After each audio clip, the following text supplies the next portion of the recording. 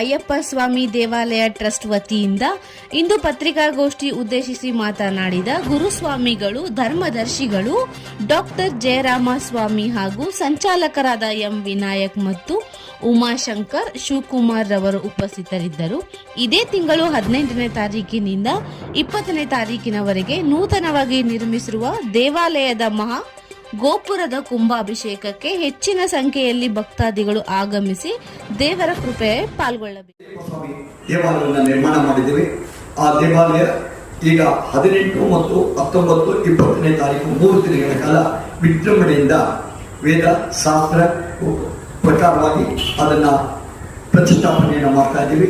ಕುಂಭಾಭಿಷೇಕ ಮತ್ತೆ ಇದನ್ನ ಲೋಕಾರ್ಪಣೆ ಕಾರ್ಯಕ್ರಮವನ್ನು ಮಾಡ್ತಾ ಇದ್ದೀವಿ.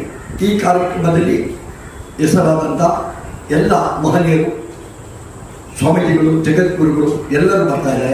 ಹಾಗೆ ನಮ್ಮ ರಾಜ್ಯದ ಮನೆ ಮುಖ್ಯಮಂತ್ರಿಗಳು, ಉಪಮುಖ್ಯಮಂತ್ರಿಗಳು, ನಮ್ಮ ಗುಜರಾತ್ ಇಲಾಖೆಯ ಸಚಿವರಾದ ರಾಮಲಿಂಗಾರೆಡ್ಡಿಯವರು, ಹಾಗೆ ಕೆ ನಾಗರಾಜರವರು, ಹೀಗೆ ಇತರ ನಮ್ಮ ಚಾಮರಾಜಪೇಟೆಯ ಯಜಮಾನರಾಗಿರ್ತಕ್ಕಂತಹ ನಮ್ಮ ಸಮೀರ್ ಅಹಮದ್ ಖಾನ್ ಅವರು ವಸತಿ ಸಚಿವರು ಕೂಡ ನಮ್ಮ ದೇವಸ್ಥಾನಕ್ಕೆ ಅವರು ಆತ್ಮೀಯರಾಗಿದ್ದಾರೆ. ಅವರು MLA ಆಗಿನ ಮುಂಚೆ ಕೂಡ ನಮ್ಮ ದೇವಸ್ಥಾನಕ್ಕೆ ಬರ್ತಾ ಇದ್ರು. ವಿಷಯಕ್ಕೆ ದೇಶ ವಿದೇಶದಿಂದ ಕೂಡ ಬರ್ತಾ ಇದ್ದಾರೆ.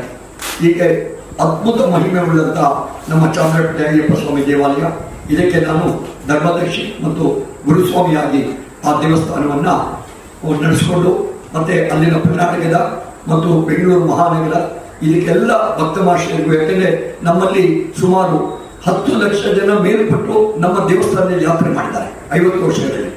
ಯಾಕೆಂದ್ರೆ ಅವರಿಗೆಲ್ಲ ನಾವು ಪತ್ರಿಕೆ ಕೊಡಕ್ಕೆ ಆಗ್ತಾ ಇಲ್ಲ. ಅದನ್ನ ನಾವು ನಿಮ್ಮ ಮುಖಾಂತರ ದೃಶ್ಯ ಮಾಧ್ಯಮ, ಪತ್ರಿಕಾ ಮಾಧ್ಯಮದಿಂದ ಎಲ್ಲರಿಗೂ ತಿಳಿಪಡಿಸಿ ಅವರೆಲ್ಲ ಒಂದು ಈ ಕಾರ್ಯಕ್ರಮದಲ್ಲಿ ಭಾಗವಹಿಸಿ ಆ ಅಯ್ಯಪ್ಪನ ಕೃಪೆಗೆ. ಇತಿಹಾಸ ಇರ್ತಕ್ಕಂಥ ಒಂದು ಕ್ಷೇತ್ರದಲ್ಲಿ ನೂತನವಾಗಿ ನಾವು ಅಯ್ಯಪ್ಪ ಸ್ವಾಮಿ ದೇವಾಲಯವನ್ನ ಜಯರಾಮ್ ಸ್ವಾಮಿ ನೇತೃತ್ವದಲ್ಲಿ ನಿರ್ಮಾಣಗೊಂಡಿದೆ. ಸಾವಿರಾರು ಸಂಖ್ಯೆಯಲ್ಲಿ ಅಯ್ಯಪ್ಪ ಸ್ವಾಮಿ ಭಕ್ತರು ಬರ್ತಾ ಇದ್ದಾರೆ.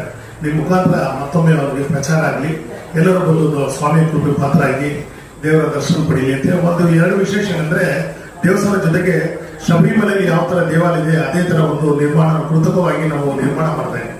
18 ಪಡಿ ಅಂತ ಇರ್ತಕ್ಕಂಥ ಒಂದು ದೇವಾಲಯವನ್ನು ನಿರ್ಮಾಣ ಮಾಡಿ ಯಾರು ಅಲ್ಲಿ ಪಡಿ 18 ಮೆಟ್ಲು ಹತ್ತಕ್ಕಾಗಲ್ಲೋ ಅವ್ರೊಂದು ಇಲ್ಲೊಂದು ಸುವರ್ಣ ಅವಕಾಶವನ್ನ ಮಾಡಿದ್ದೀವಿ. ಅದನ್ನ ಭಕ್ತಾದಿಗಳು ಮತ್ತೆ ನಮ್ಮ ನಾಗರಿಕ ಬಂಧುಗಳು ಅದನ್ನ ಸದುಪಯೋಗ ಮಾಡಿಸ್ಕೋಬೇಕು, ಜೊತೆಗೆ ಸ್ವಾಮಿಯ ಕೃಪೆಗೆ ಪಾತ್ರ ಆಗಬೇಕು ಅಂತೇಳಿ ಈ ಪತ್ರಿಕಾಗೋಷ್ಠಿ ಕರೆದಿವಿ. ಯಾರ್ಯಾರು ಬರ್ತಾರೆ ಸರ್ ಇದಕ್ಕೆ ಗೆಸ್ಟ್ಗಳು? ಸರ್, ಈಗ ನಾವು ನಮ್ಮ ಸಮಿತಿಯಿಂದ ಕರ್ನಾಟಕ ರಾಜ್ಯದ ಮುಖ್ಯಮಂತ್ರಿ ಸಿದ್ದರಾಮಯ್ಯ ಸಾಹೇಬರಿಗೆ ಆಹ್ವಾನ ಮಾಡಿದ್ದೀವಿ.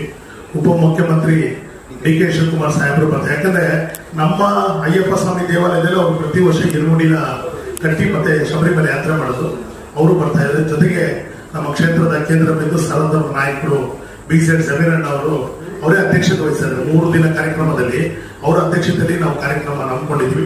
ಜೊತೆಗೆ ಲೋಕಸಭಾ ಸದಸ್ಯರು PC ಮೋಹನ್ ಅವರು, ಮುಜರಾಯಿ ಸಚಿವರಾದ ರಾಮಲಿಂಗಾರೆಡ್ಡಿ ಸಾಹೇಬರು, ಮತ್ತೆ ನಮ್ಮ ವಿಜಯನಗರ ಕ್ಷೇತ್ರದ ಶಾಸಕರು M ಕೃಷ್ಣ ಅವರು, ಮತ್ತೊಬ್ಬರು ಮಾಜಿ ವಿಧಾನ ಪರಿಷತ್ ಸದಸ್ಯರು UB ವೆಂಕಟೇಶ್ವರು, ಅನೇಕ ರಾಜಕಾರಣಿಗಳು, ಜೊತೆಗೆ ನಮ್ಮಲ್ಲಿ 5 ಜನ ಜಗದ್ಗುರುಗಳು ಬರ್ತಾ ಇದ್ದಾರೆ.